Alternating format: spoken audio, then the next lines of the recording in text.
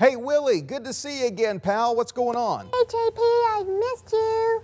I missed you too. You know what season it is? And I'm not talking about fall. It's another season. Can you give me a hint? On all of these monitors behind us, there's something swirling. Hurricane! Hurricane season. Yeah, so what? I'm kind of confused about hurricanes. Like, where do they form? That's a great question. Hurricanes, Willie, always form over water. Okay. Over the ocean.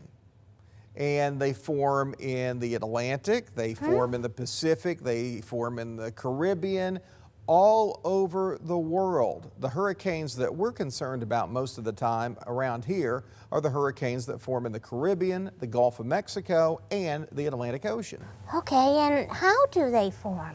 Another great question. Sounds like you've been studying up to give me some of these wonderful questions.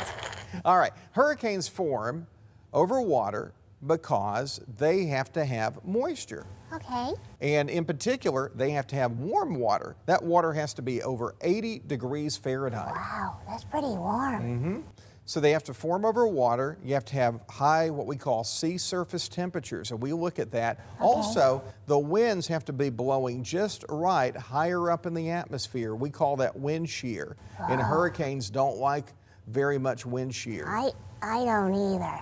Yeah, they're kind of opposite of tornadoes. Tornadoes live on wind shear. Hurricanes, not so much. They don't like those winds blowing too fast in the higher up areas of the atmosphere. Is there a Hurricane Willy? You know what? I don't think there's a Hurricane Willie that I can remember, but there's lots of hurricane names. Every year we have this long list of names. This year we actually ran out of names and we have to use a whole different alphabet, the Greek alphabet. That's why you've heard things like Tropical Storm Beta, and you've heard us talk about Alpha and Gamma and those letters. I remember Sally. Sally, that was a big storm that caused a lot of damage Yeah. and a lot of flooding down south. If you ever go to the beach down at Gulf Shores, that's Yeah. where that really caused a lot of problems. And what else, like, besides flooding? Yeah, hurricanes can produce really high winds and winds close to 200 miles per hour if that hurricane is big enough. And speaking of big, hurricanes can be hundreds of miles wide. Wow. You know what part of the hurricane has the highest winds? Think about it. Any idea? I get it. Have an idea.